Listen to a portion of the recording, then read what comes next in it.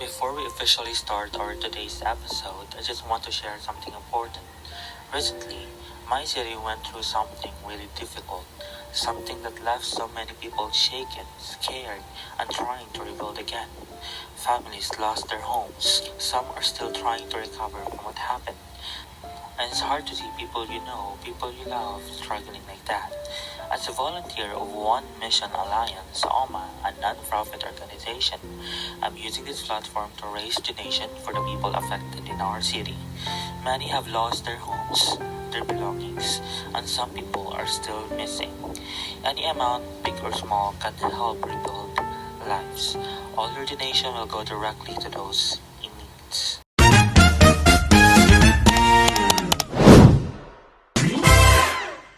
Hi and welcome back to OverSiac, where we overthink together and feel the shocking truth. It feels kind of unreal that we're already on the second episode, but I guess that's what life does.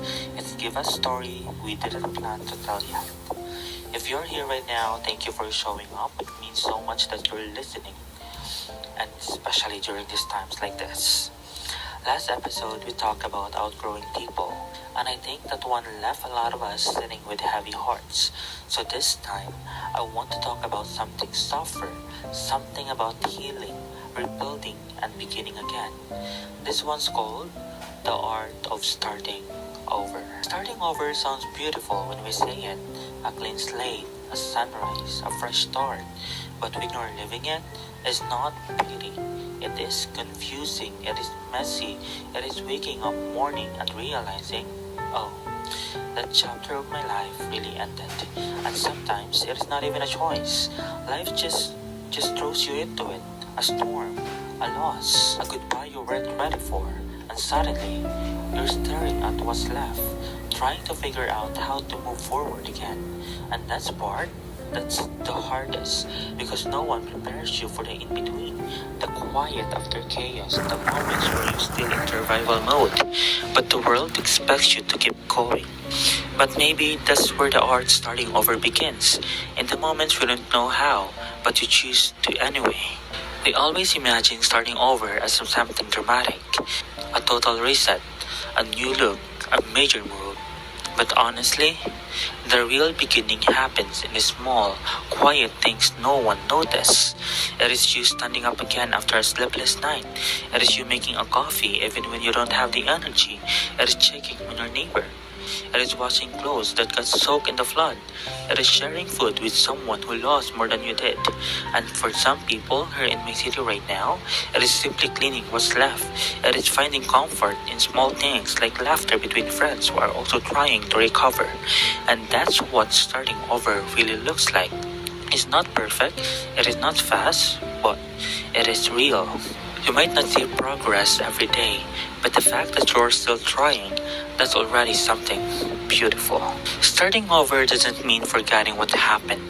It means learning to carry it differently. The truth is, you'll still remember the noise of the rain that night, the things you lost, the faces of people you worried about. You can't erase those things, but one day, they'll stop hurting you the same way. One day, those memories will just remind you of how strong you were. Healing isn't about pretending it didn't happen. It is about learning to live again with what did. And I know sometimes it feels unfair. You ask, why do I have to start over? Why again? But maybe life is just teaching you that you can rise again and again and again and again. Because starting over isn't weakness, it is proof that you survived. You will know you're healing when you stop counting the bad days, when you can finally breathe without feeling heavy, when you start seeing little good things again. Maybe it's seeing kids play even in the muddy streets, or families smiling while sharing their food they managed to save, or maybe it's the way people help each other without expecting anything in return. That's what rebirthing looks like, not just fixing what's broken, but learning to find hope again, together. And if you're someone listening from outside my city, maybe your version of starting over is something different. Maybe it's letting go of someone, maybe it's healing from something no one knows about. Whatever it is, I hope you will remember this. You're allowed to start small, You're allowed to take your time. You're allowed to begin again, even if you're still scared. If you're listening right now, this is for you. You did your best. You're doing your best. Even when you don't feel like it, you've survived things you never thought you could. You've been through nights that felt endless. But here you are listening, breathing, existing. That's strength. That's grace. And that is you. And if today feels too heavy, take it one breath at a time. Don't rush. Do not compare. Healing has no deadline. You can start again as many as times as you need. As each time you do is not weakness, it is courage. Because there's always something beautiful waiting at the end of all this pain. You might not see it, but one day you will. Thank you for being here with me today, for listening, for feeling, for caring.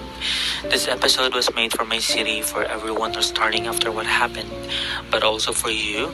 If you are trying to rebuild something in your life, I hope this episode reminds you that even when everything feels lost, you can still find your way back, slowly, softly, in your own time. You're not behind, you're not broken, you're just beginning again. This has been OverSiac, where we overthink, feel deeply, and still choose to begin again. I'll see you in the next episode.